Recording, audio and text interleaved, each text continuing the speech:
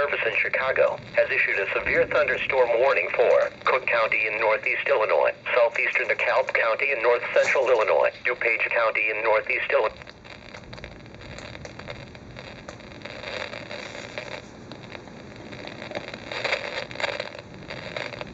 Kane County in northeast Illinois, northern Kendall County in northeast Illinois, southern Lake County in northeast Illinois, northwestern Will County in northeast Illinois, until 12:30 p.m.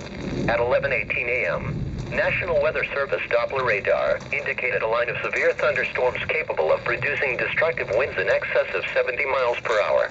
These storms were located along a line extending from 7 miles southwest of Elgin to Sandwich and moving east at 40 miles per hour.